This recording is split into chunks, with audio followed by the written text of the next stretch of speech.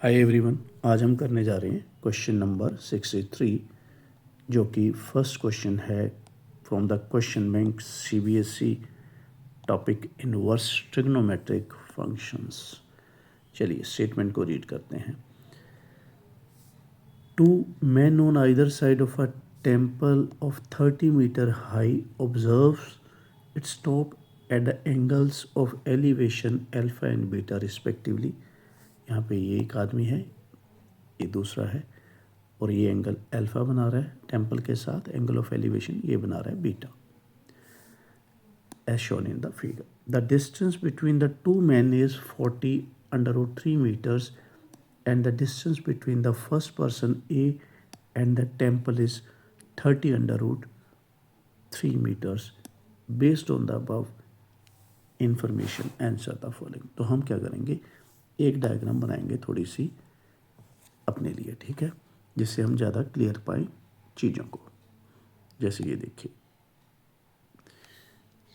ये टेम्पल है, ये एक आदमी है, इसने एंगल बनाया है अल्फ़ा, और यहाँ पे है दूसरा आदमी जिसने एंगल बनाया है beta, angle of elevation with the top of the temple.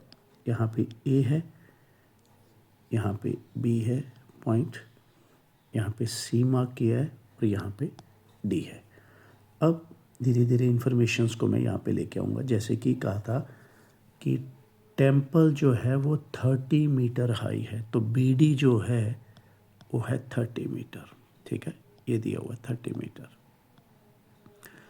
अब the distance between two man is 40√3 meter, तो भाई ए और सी का जो फासला है वो है 40√3 मीटर्स। अब distance between the first person and the temple is 30√3, तो ये फर्स्ट पर्सन है ए, यहाँ पे टेम्पल से इसकी डिस्टेंस कितनी है 30√3 मीटर। तो ये सारा डाटा मैंने डायग्राम में बना लिया। अब आते हैं first part. First part demand कर रहा है angle C A B alpha, और अभी आपने ऑप्शंस पे भी ध्यान देना है कि ये जो सारी ऑप्शंस हैं साइन इनवर्स में जा रही हैं, तो इसका मतलब क्या है, आपको साइन इनवर्स के अकॉर्डिंग ही सोचना पड़ेगा। तो सी ए बी एंगल कौन सा है अभी, सी ए बी ये रहा अल्फ़ा, तो इसका मतलब अल्फ़ा के बारे में हमें जानना है। तो अगर मैं बोलूँ कि सी ए बी या इसको मैं बोल दूँ डी ए बी, तो बात तो एक ही है, अल्फ़ा इसके बारे में मेरे को बताना है। तो अब मैं जाऊँगा ट्रायंगल बी ए डी में, राइट एंगल ट्रायंगल है बी ए डी, इसमें मैं जाऊँगा। अब मैं यूज़ करूँगा स्पेशली साइन अल्फ़ा, क्योंकि मेरे आंसर जो है मेरे को साइन में देने हैं। तो साइन अल्फ़ा क्या होगा, perpendicular upon hypotenuse B D upon A B. Sine alpha is equal to B D क्या है मेरा 30 मीटर, ए बी क्या है मेरा, ए बी मेरे को अभी फाइंड आउट करना पड़ेगा क्योंकि ए बी जो है वो डायरेक्टली नहीं दिया, तो कोई दिक्कत नहीं है, हम पाइथागोरस की मदद से ए बी को निकालेंगे।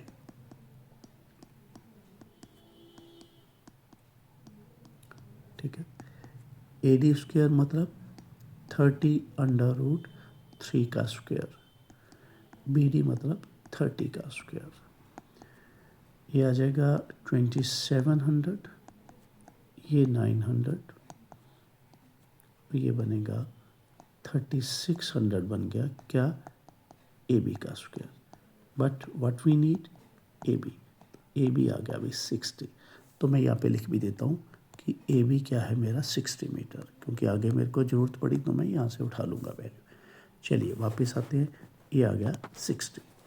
अब इसको काट लो, साइन अल्फ़ा क्या आया 1/2, अल्फ़ा क्या आया साइन इनवर्स 1/2। तो मैं देखूँगा कि भी ये ऑप्शन है क्या मेरे पास, साइन इनवर्स 1/2, हाँ भाई ये रही। तो अभी मैं इस पर एक कलर चेंज करके लगाऊंगा। चलो इसको हटाता हूँ पहले मैं, ठीक है, ये हटा देता हूँ, ये है मेरी राइट ऑप्शन। Sine inverse 1/2। ठीक है, तो फर्स्ट पार्ट हमारा हो चुका है।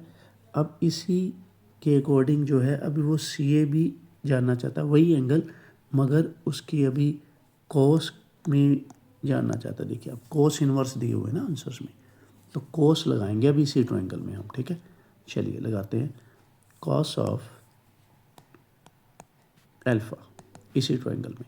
बेस क्या है ए डी, हाइपोटेन्यूज क्या है ए बी, 30√3 अपॉन 60, ये आ गया √3/2। किसकी वैल्यू आई, कॉस अल्फा की। मेरे को क्या चाहिए, अल्फा की वैल्यू। ये अभी ये आ गया। अब मैं ढूंढता हूँ कि क्या ये मेरे पास है, इसको हटा देते हैं। कॉस इनवर्स √3/2 मेरे को चाहिए। हाँ, ये देखिए सी ऑप्शन में पड़ा है कॉस इनवर्स √3/2। अब बढ़ते हैं हम नेक्स्ट क्वेश्चन की ओर। नेक्स्ट जो है BCA, अब वो बीटा की तरफ चला गया अभी, बीटा की तरफ। ठीक है, और क्या चाहता है वो, आंसर चाहता है tan इनवर्स में। ठीक है, तो आपने उसी हिसाब से शुरू करना है जिसमें वो मांग रहा है। तो अगर मैं बीटा इस ट्रायंगल में जाऊँ, ठीक है, मैं यहाँ पे करता हूँ। ठीक है, थर्ड पार्ट, तो इसके लिए मेरे को tan अगर मेरे को लगाना है तो मेरे को परपेंडिकुलर भी चाहिए, वो मेरे पास है, मगर बेस ये वाला नहीं है। तो मैं क्या करूँगा, पहले मैं इसका मैं प्रबंध करता हूँ। देखिए DC मैं निकालूँगा AC में से AD को माइनस करके, क्योंकि वो तो मेरे पास है ही ना दोनों वैल्यूज़। AC कितना है 40√3 मीटर, AD कितना है 30√3 मीटर, तो DC कितना आ गया 10√3 मीटर। तो अब ये बन गया 10√3 मीटर।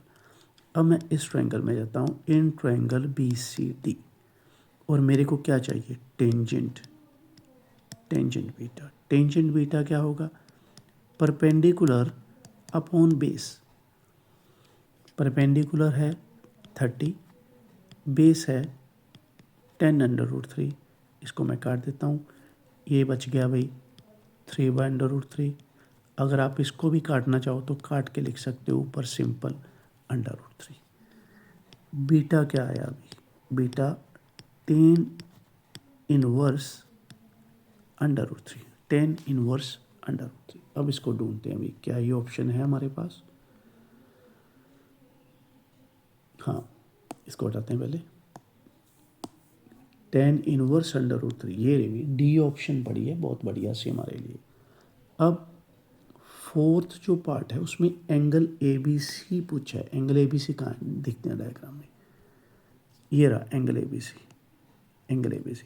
तो उसके लिए एंगल ABC के लिए आपको पहले ये एंगल निकालना होगा। अभी मैं यहीं पे करके दिखाता हूँ, थोड़ा आप समझिए अच्छी तरह से। तो पहले अल्फ़ा की वैल्यू को हम करते हैं कंप्लीट। देखिए साइन इनवर्स 1/2 आया था, तो साइन इनवर्स 1/2 की वैल्यू क्या है π/6। तो मैं यहाँ पे लिख रहा हूँ, ये है π/6, और ये हमारा 90 डिग्री का एंगल है, इसको मैं लिख देता हूँ π/2। ठीक है, तो अब ये वाला एंगल मैं कर सकता हूँ 180 में से माइनस करके। चलो मैं यहाँ दिखाता हूँ। देखिए 180 डिग्री में से अल्फ़ा कितना था 30 डिग्री, ये मैं माइनस कर रहा हूँ। π/2 ये कितना है 90 डिग्री, ये भी मैं माइनस कर रहा हूँ। तो ये कितना आ गया 60 डिग्री, जिसको आप लिख सकते हो π/3। तो ये आ गया π/3। ठीक है, अब इसी तरह से दूसरे ट्रायंगल में चलते हैं। पहले बीटा की वैल्यू को देखते हैं। बीटा की वैल्यू हमारी कहाँ है, ये रही 10 इनवर्स √3। 10 इनवर्स √3 कितना होता है अभी, 10 इनवर्स √3 की वैल्यू होती है 60 डिग्री।